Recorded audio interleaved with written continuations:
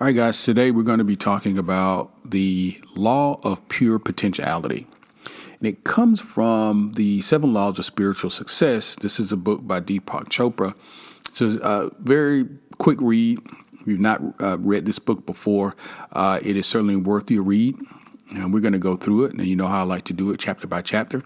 So let's get started. The Law of Pure Potentiality. Now, the first spiritual law of success is the law of pure potentiality. This law is based on the fact that we are, in our essential state, pure consciousness. Pure consciousness. Pure consciousness is pure potentiality. It is the field of all possibilities and infinite creativity. Pure consciousness is our spiritual essence. Being infinite and unbounded, it is also pure joy. Some other attributes of consciousness are pure knowledge, infinite silence, perfect balance, invincibility, not invisibility, simplicity, and bliss. This is our essential nature. Our essential nature is one of pure potentiality. One of the things I like about Deepak is he has the ability to really describe in layman's terms consciousness and some of the benefits of consciousness and some of the characteristics of consciousness. And why is that important? It's important because understanding consciousness helps us understand ourselves, because that is who we really are. So many of us have been under the auspices that we are our ego, the character that we play while we're on this earthly plane. That is your name, your orientation, your ethnicity, and these sorts of things. So many people will live their entire lives believing that is who they are. Well, you are the space in which all phenomena happen. And being here on this channel, True Higher Self, hopefully you have listened to some of the other content. But if you've not, then being here, I would tell you that what we believe, what we talk about here is the understanding of our true higher selves, meaning that we know we're not the small me, which is the ego-based ideology, but the very large I that is connected to everything, the universal I, the omnipotent, the omnipresent, the omnipotent, that universal substance that from which everything flows. That is who we are. We are the space in which all things happen. And quite honestly, we are the awareness, and we are seeing things come and go. We see it in our thoughts, we see it in activities, people, etc. Everything happens within us. We just happen to be in this particular body. We happen to be encapsulated here as awareness. Pure potentiality, the law of pure potentiality, is also called the law of unity, because underlying the infinite diversity of life is the unity of the one all-pervasive spirit, just what we were talking about. There is no separation between you and the field of energy. In this particular field of energy, the field of pure potentialities is your own self. Now, the experience of the self, or the self-referral, means that our internal reference point is our own spirit and not the objects of our experience. So it's important to separate the two, the phenomena from the witnesser. The opposite of self-referral is object referral. In other words, object referral relates to, from your five senses, what are you referring to? What are you seeing, touching, smelling, or tasting? In object referral, we're always influenced by objects outside of the self, which include situations, circumstances, people, and things. In object referral, our thinking and our behavior are always in anticipation of a response. It is therefore fear-based. In object referral, we also feel an intense need to control things. The need for approval, the need to control things, and the need for external power are needs that are based on fear. This kind of power is not the pure power of potentiality, or the power of the self, or real power. When we experience the power of the self, there is an absence of fear. There is no compulsion to control, and no struggle for approval or external power. Well, why is that? The question should always be asked why. It is because you are all things. All things happen in you. When a person understands the self, as said in the Bhagavad Gita, or as Brahman or Atman, the self, the true self, then you would understand the other, and the other meaning other individuals. Because the same infinite and universal presence that is within you is also present within everyone else. And so you get to a deeper level of understanding that really all things do work together, because there's really just one spirit, there's one self, and we're all a part of that. I like to say that we are unique and individual expressions of the universe, and the universe is expressing and experiencing itself through us all in different ways. And it's for us to understand that. Now, in object referral, your internal reference point is your ego. The ego, however, is not who you really are. The ego is your self-image. It's your social mask. It's the role you're playing. It's what we talked about earlier. However, your true self, which is your spirit, your soul, is completely free of these things. It's completely free of fear. It's immune to criticism. It is unfearful of any challenge. It feels beneath no one, and yet it is humble and doesn't really feel above anyone.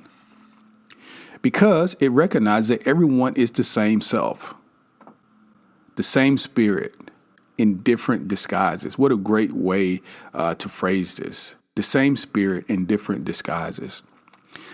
Now, power based on object referral, however, is false power. Ego-based power will only last as long as the thing lasts. So it can be your job title. It can be your car. It can be some relationship. But those are all things. And as soon as the title, the job, the money go away, so does the power. And so that's really where the fear is. You know, people have fear that they're going to lose things or people. You know, they have a fear they're going to lose their wives or their husband. They have fear they're going to lose their child, you know, to death, or their mother or father, whatever the case may be. They have a fear of poverty. They're going to lose their wealth, their money. They have a fear of losing their job because they have a fear of poverty, et cetera, et cetera. So there's so much fear. And the reason why I like talking about this is, one, to expose it so that you understand and you no longer have to live in fear. You no longer have to live in fear when you understand your true higher self. Self-power, on the other hand, is permanent because it's based in the knowledge of self, of you understanding who you really are. You're eternal. Now, there are certain characteristics of self-power. It draws people to you. It also draws things that you want to you. It magnetizes people, situations, circumstances to support your desires. Now, how can we apply this law of pure potentiality in terms of the field of all possibilities to our lives? How can we make use of this? And this is, again, why we have these lectures.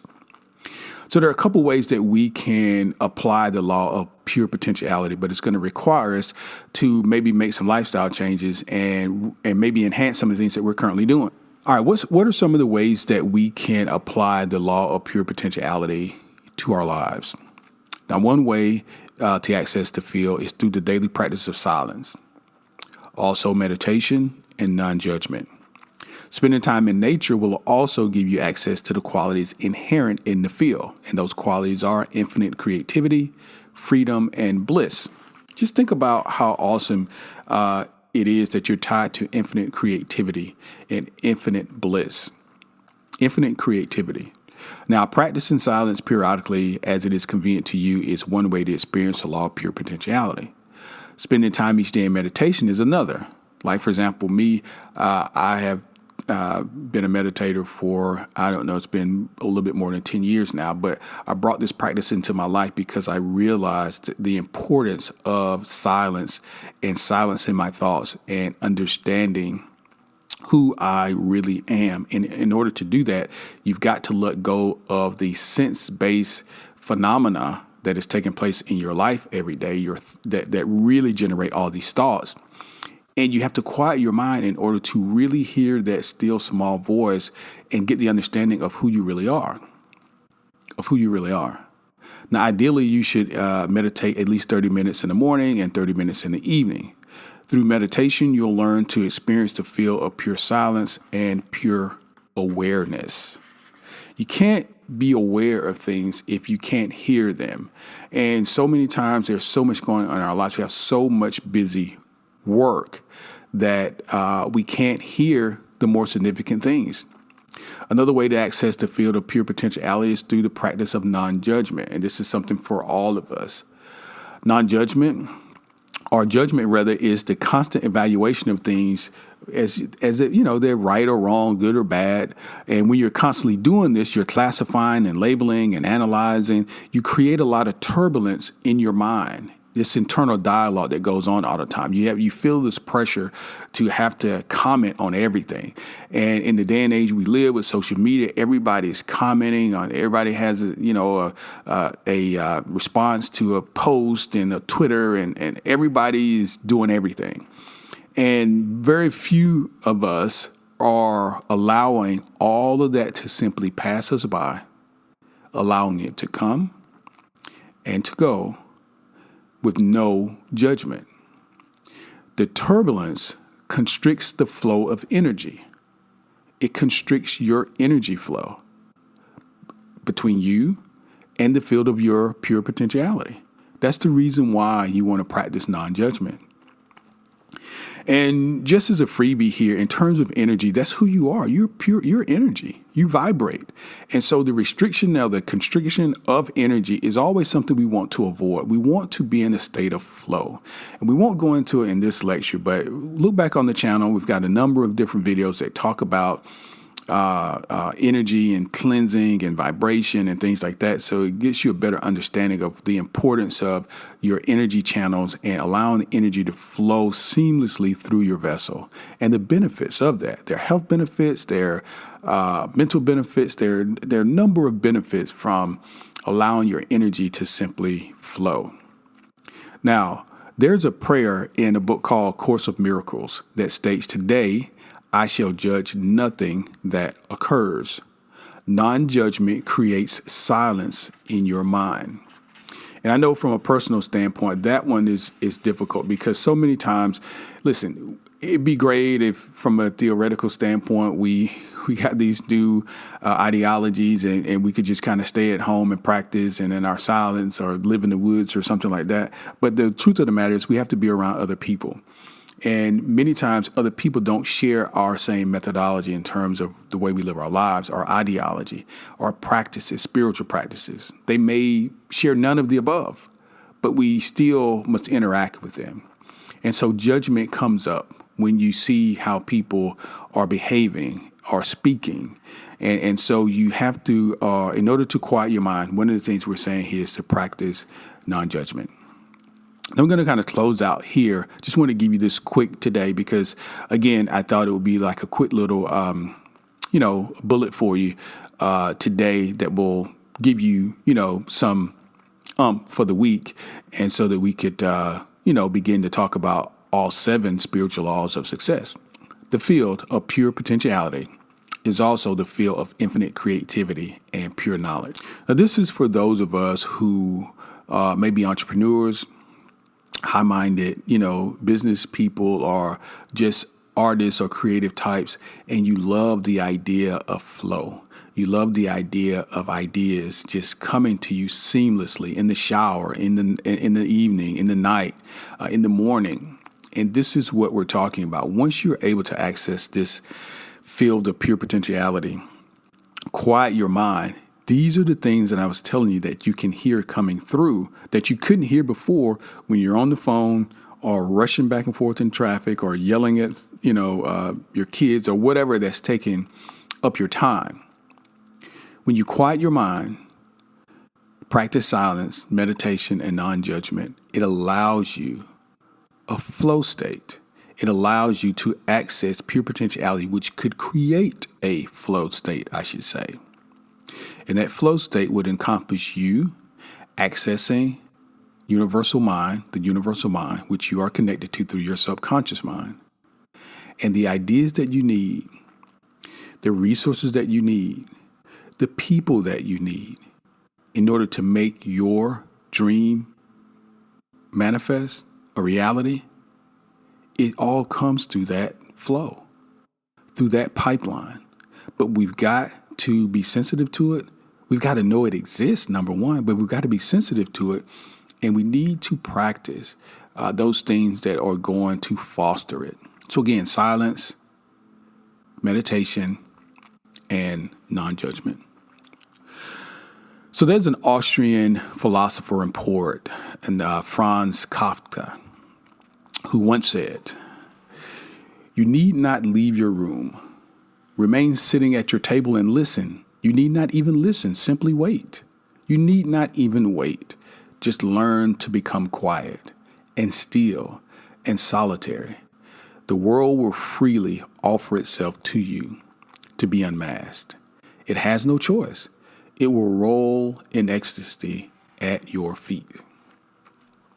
So, contrary to what we believe, and that's based on what we were taught through our environments, particularly here in the West, to be still and to be quiet will cause havoc in your mind, because you're taught, the harder you work and the more that you do, and, you want to stay at work longer and you want to work harder because you think that's how you're going to get the results. And I'm challenging you, just for maybe 30 days, try this approach. 7 laws of spiritual success. Try this approach of pure potentiality. Try the silence. Try the meditation. Try the non-judgment. And monitor the results. Monitor results. And, comment below and let me know what you think. But listen, guys, thanks for joining us. If you've not subscribed, please do so already. We've got another 6 of these to go through. And again, it is the 7 Spiritual Laws of Success by Deepak Chopra. And we've got a number of other playlists on the channel that I'm sure you would enjoy. We also have a free giveaway. This is the importance of a daily meditation practice as well as a yoga practice. This can really help you. So it's down below. So click on there and get your free e-download today. Thanks, guys, and have a great, great day.